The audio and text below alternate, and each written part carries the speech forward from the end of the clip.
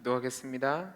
사랑이 많으신 하나님 아버지, 우리가 이 세상을 살아갈 때에 정말로 하나님이 반드시 선악간에 심판하신다는 사실을 기억하게 하시고, 하나님이 원하시는 의로운 성도의 삶을 살아갈 수 있도록 복을 허락하여 주옵소서. 오늘 우리와 함께하여 주시기를 소원하며 사랑 많으신 예수님 이름으로 기도하옵나이다. 아멘. 오늘 우리에게 주시는 하나님의 말씀은 베드로후서 2장 1절에서 9절까지 말씀. 베드로후서 2장 1절에서 9절까지 말씀을 저와 여러분이 한 절씩 교독하시고 마지막 절은 합독하도록 하겠습니다. 그러나 백성 가운데 또한 거짓 선지자들이 일어났었나니 이와 같이 너희 중에도 거짓 선생들이 있으리라. 그들은 멸망하게 할 이단을 가만히 끌어들여 자기들을 사신 주를 부인하고 임박한 멸망을 스스로 취하는 자들이라. 여럿이 그들의 호색하는 것을 따르리니 이로 말미암아 진리의 도가 비방을 받을 것이요 그들이 탐심으로써 지어낸 말을 가지고 너희로 이득을 삼으니 그들의 심판은 애적부터 지체하지 아니하며 그들의 멸망은 잠들지 아니하느니라.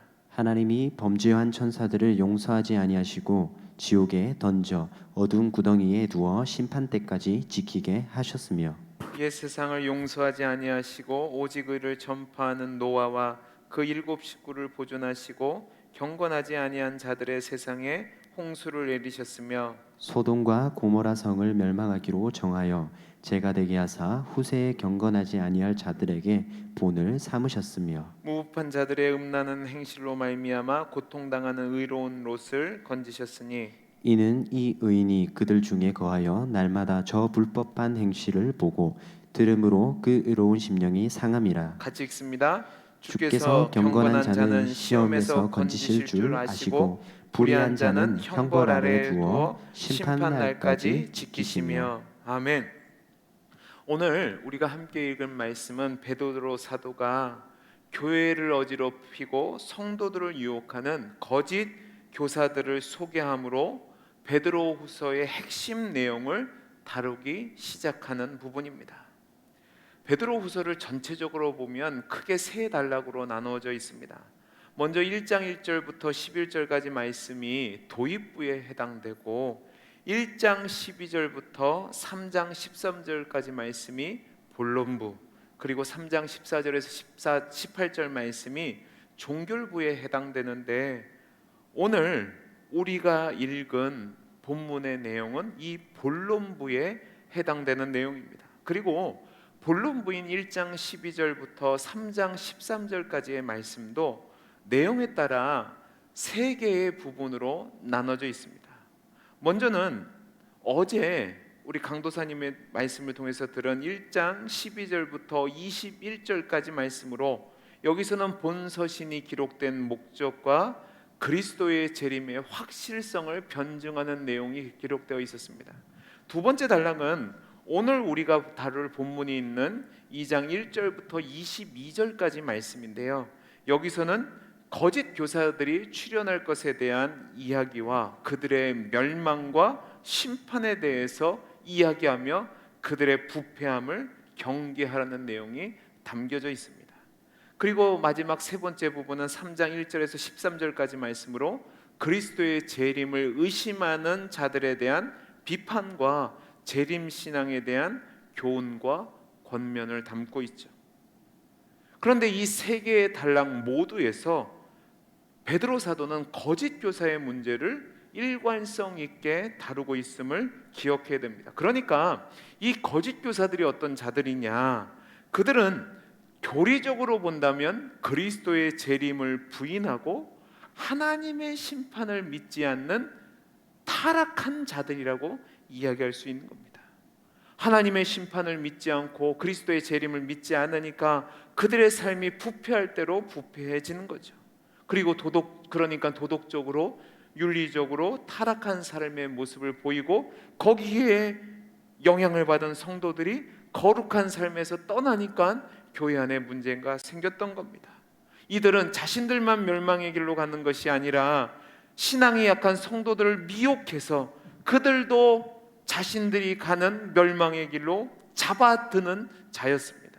그러니까 백해무익한 자들이었죠. 이러한 배경 속에서 오늘 본문을 보시면 오늘 본문은 크게 두 개의 단락으로 나눠져 있음을 볼 수 있습니다. 먼저 첫 번째 단락은 1절에서 3절까지 말씀인데, 여기서는 성도들 사이에 거짓 교사들이 출현할 것을 이야기하고 그들이 어떤 자들인지에 대해서 이야기를 합니다. 베드로 사도는 거짓 사도들이 교회를 멸망하게 하는 자들인데 가만히 들어와 피값으로, 그리스도의 피값으로 성도를 구속하신 그리스도를 부인하고 임박한 멸망을 스스로 자초하는 자들이라고 이야기합니다. 뿐만 아니라 그들은 성적으로 타락해서 자신의 탐심을 채우기 위해서 자신이 지어낸 사서들로 성도들을 미혹한 자들이라고 이야기를 합니다. 여기서 주목할 것은요, 이 거짓 교사들과 거짓 선지자들이 단지 이때에만 있었던 것이 아니라 이스라엘의 역사 속에서 백성들 가운데 있었던 것처럼 지금 교회 안에도 여전히 존재하고 있다는 사실입니다. 두 번째로 오늘 우리가 볼 말씀은 4절에서 9절까지 말씀인데, 여기서는 베드로 사도는 거짓 교사들에 대한 심판의 확신성을 역사적으로 나타난 세 가지 심판의 예를 들어서 이야기를 합니다. 첫 번째 예는 4절에 나오는 말씀으로 하나님께 죄를 범한 천사들을 용서치 않으시고 하나님이 그를 지옥 구덩이에 가두셨다는 이야기로 이야기를 합니다. 여러분, 신약에서 보통 지옥이라는 말을 할 때는, 제가 헬라어를 잘 쓰지 않지만 보통 게엔나라는 단어를 씁니다. 그런데 오늘 본문을 보면 타타로스라는 말을 지옥이라는 단어로 특이하게 사용하고 있습니다. 이 타타로스라는 것은 어디냐면 그리스 로마 신화에 나오는 장소인데요, 그리스 로마 사람들의 우주관에 따르면 이 세계는 하늘과 땅과 그리고 땅 아래 지옥인 폰투스가 있습니다. 그리고 그 폰투스 아래 가장 밑에 있는 곳이 타타로스라는 곳입니다. 이 타타로스는 가장 깊고 암울한 곳으로 이곳에는 티탄족과 죽은 악한 자들이 머무는 곳이죠. 그러니까 상상할 수 없는 가혹한 고문이 있는 곳입니다. 그러니까 베드로 사도는 하나님께서 자신을 대적한 천사들을 가장 비참하고 조금의 여지도 없는 철회 불가능한 심판의 장소로 몰아넣으셨다고, 그 두려움의 심판의 장소로 넣었다고 이야기를 하는 겁니다. 두 번째 예는 노아 시대 때 경건하지 못한 자들을 홍수로 심판한 예를 들어서 이야기하고 있습니다. 하나님께서 물로 이 세상을 심판할 때 노아의 가족을 제외하고는 그 누구도 심판을 피할 수 없었죠. 마지막 세 번째는 소돔과 고모라 성을 심판하여 후세에 경건치 않은 자들의 심판의 본보기로 삼았다고 이야기합니다. 여기에서 우리가 주목할 것은 불의에 고통당하는 의로운 롯을 제외하고는 모두 그들의 음란한 행실로 말미암아 죄가 되는 무서운 심판을 받았다라고 이야기합니다. 이 세 가지 역사적인 예를 들어서 거짓 교사들을 하나님께서 반드시 심판하실 것이라고, 그들의 죄값에 따른 심판을 하실 것이라고 이야기하면서 성도들로 하여금 그 거짓 교사들의 가르침을 따르지 말라고 권면하는 겁니다.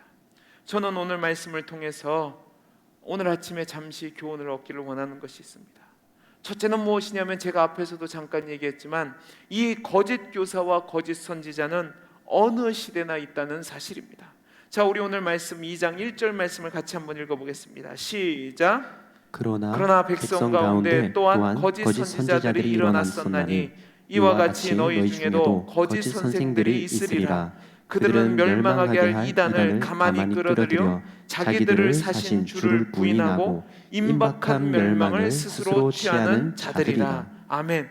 여러분, 여기서 백성들 가운데라고 나오는데요, 이 백성들 가운데는 구약 시대의 이스라엘 백성을 이야기하는 겁니다. 그러니까 베드로 사도의 말은 구약 시대의 이스라엘 백성들 가운데서도 거짓 교사가 일어났던 것처럼 초대교회 성도들 안에서도 거짓 사설을 유표하는 거짓 성도들이 분명히 존재한다고 경고하는 겁니다. 그럼 이 거짓 교사들과 거짓 선지자들은 누구입니까? 하나님의 말씀을 왜곡하는 거죠. 오늘 말씀에 따르면 자기들을 사신 주를 부인하고 임박한 멸망을 스스로 취하는 자들을 거짓 교사들이라고 이야기합니다. 구약 역사를 보시면 참 선지자였던 미가야가 활동할 당시 그의 사역을 방해하고 하나님 뜻을 거스렸던 거짓 선지자 시드기야를 예로 들 수 있을 겁니다.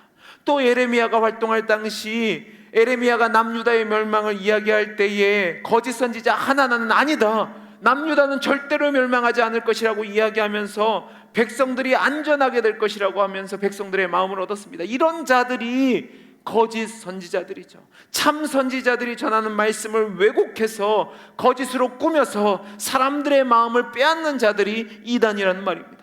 초대교회 안에서도 이런 거짓 교사들이 일어났죠. 그리스도의 복음을 왜곡시켜서 사람들의 마음을 빼앗는, 율법을 강조한다거나 어떤 이단 사설을 유포하는 자들이 바로 그런 자들이옵니다.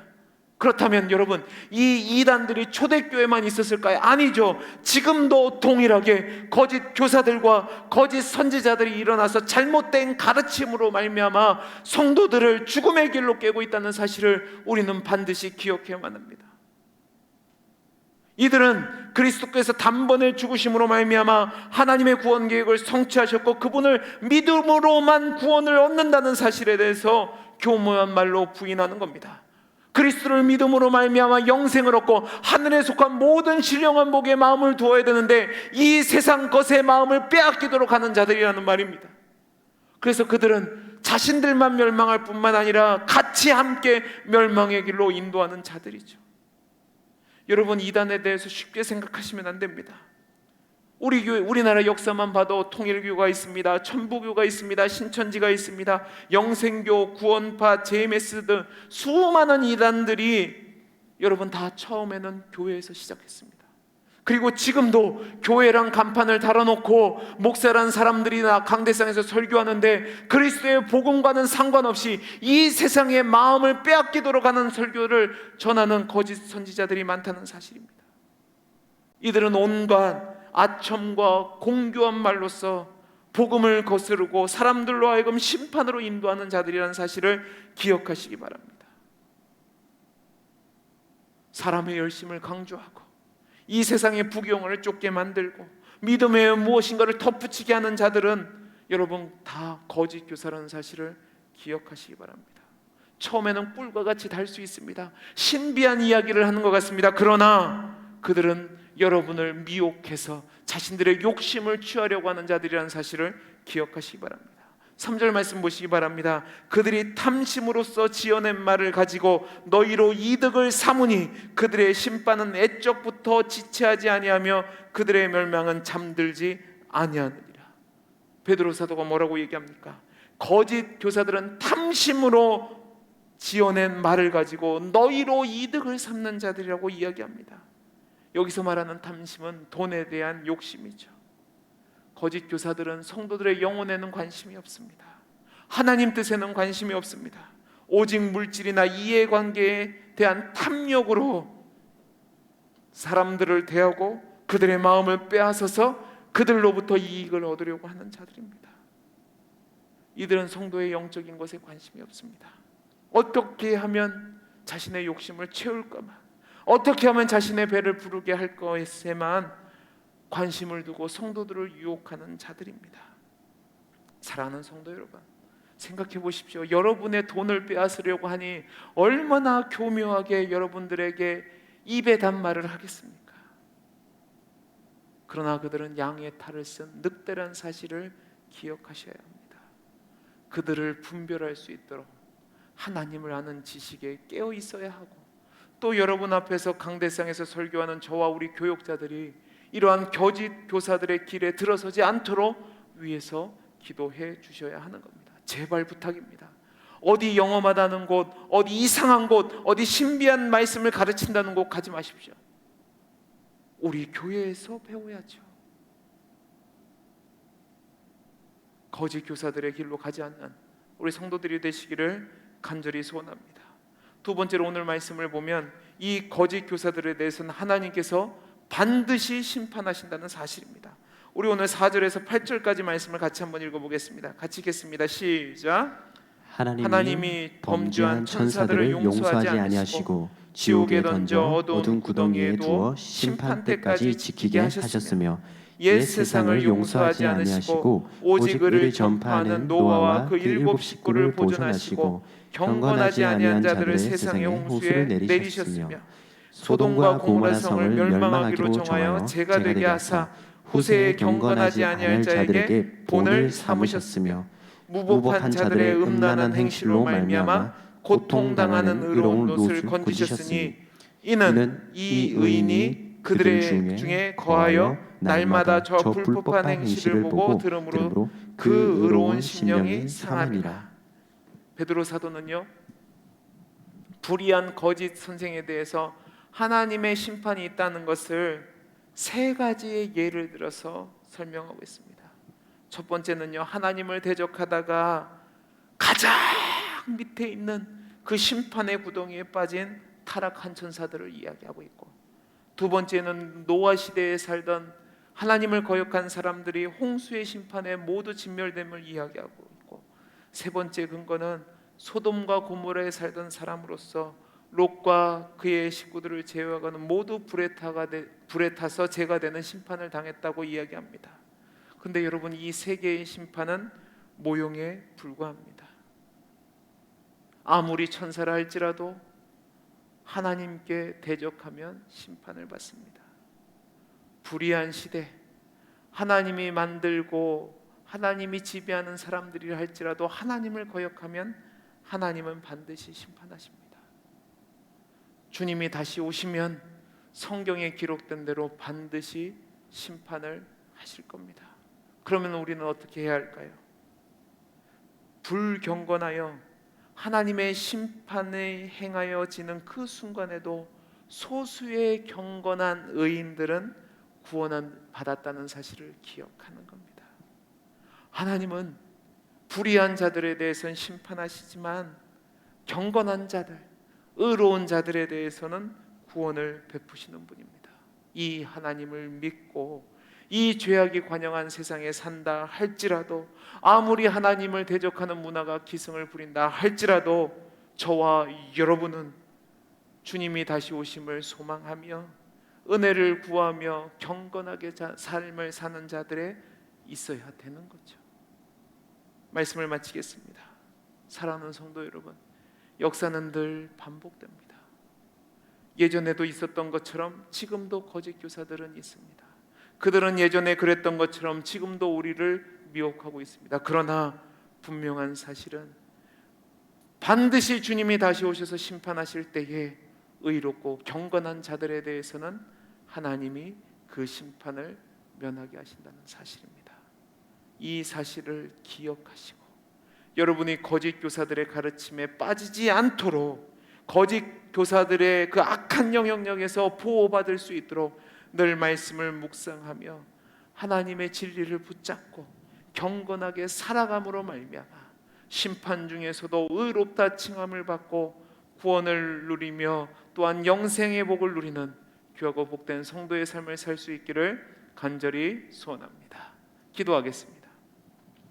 사랑이 많으신 하나님 아버지, 우리 사랑하는 성도님들 모두가 선악간에 반드시 심판하시는 하나님을 기억하되 경건한 자들은 심판 가운데서도 구원하시는 사랑의 하나님을 믿고 경건의 힘을 써서 구원받은 자의 은혜를 누릴 수 있도록 은혜를 베풀어 주옵소서. 함께하여 주시기를 소원하며 사랑 많으신 예수님 이름으로 기도하옵나이다.